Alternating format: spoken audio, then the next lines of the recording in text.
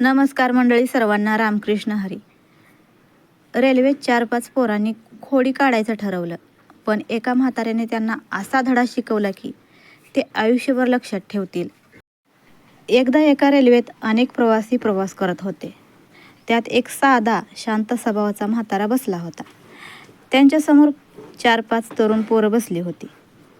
त्या पोरांना खूप खोड्या काढायची सवय होती. ते मोठमोठ्याने बोलत होते, हसत होते आणि इतर प्रवाशांना त्रास देत होते. थोड्या वेळाने त्यापैकी एक मुलगा म्हणाला, "अरे, एक मजा करूया का? रेल्वेची चेन ओढूया." दुसरा मुलगा लगेच म्हणाला, "हो, मजा येईल. ट्रेन थांबेल आणि सगळे लोक घाबरतील."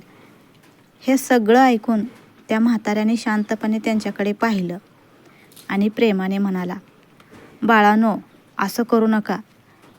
रेल्वेची चेन उगाच ओढली तर 5,000 रुपयेचा दंड बसेल." पण त्या पोरांनी त्यांचं काहीच ऐकलं नाही.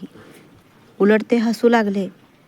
एक मुलगा म्हणाला, "अहो आजोबा, तुम्ही काळजी करू नका. आम्ही पैसे देऊ.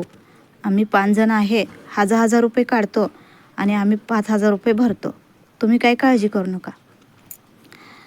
दुसरा म्हणाला, "हो, आम्ही 5,000 रुपये देऊ, पण चेन ओढणारच." म्हातारा शांत राहिला. त्याने काहीच वाद घातला नाही. थोड्या वेळाने त्या पोरांनी खरंच रेल्वेची चेन ओढली. ट्रेन अचानक थांबली. डब्यातले सगळे प्रवासी घाबरले. काही वेळातच टी आणि रेल्वे कर्मचारी तिथे आले. त्यांनी कडक आवाजात विचारलं, "चेन कोणी ओढली?" त्या पोराने लगेच बोट दाखवलं आणि म्हणाले, "त्या म्हाताऱ्याने ओढली." सगळ्यांच्या नजरा त्या म्हाताऱ्याकडे वळाल्या, पण तो शांत बसला होता. त्याने काहीही वाद घातला नाही.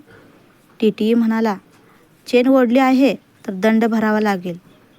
5,000 रुपये काढले आणि त्या म्हाताऱ्याने दिले. म्हाताऱ्याने शांतपणे खिशातून पैसे काढले आणि टीटीला दिले. हे पाहून पोरांना खूप आनंद झाला. ते मनात म्हणाले, "हा म्हातारा किती भोळा आहे. आपण त्याला सहज फसवलं." पण काही क्षणांनी टीटीने विचारलं, "तुम्ही चेन का ओढली?" तेव्हा तो म्हातारा शांतपणे म्हणाला, "साहेब, ही पोरं मला जबरदस्ती करत होती.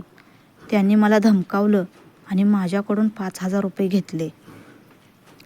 टीटी थोडा विचारात पडला. मग त्याने त्या पोरांची तपासणी केली. आश्चर्य म्हणजे त्या पोरांच्या खिशातच 5,000 रुपये सापडले. त्या पोरांनी जमा केलेलं ह्या म्हाताऱ्यानं बघितलं होतं. हे पाहून सगळे प्रवासी आश्चर्यचकित झाले. टीटीला सगळं समजलं. त्यांनी त्या पोरांना खडसावलं आणि त्यांच्यावर कारवाई केली. आता मात्र पोरं घाबरली होती. त्यांना वाटलं होतं की हा म्हातारा गरीब आणि भोळा असेल, पण तो तर खूप हुशार निघाला.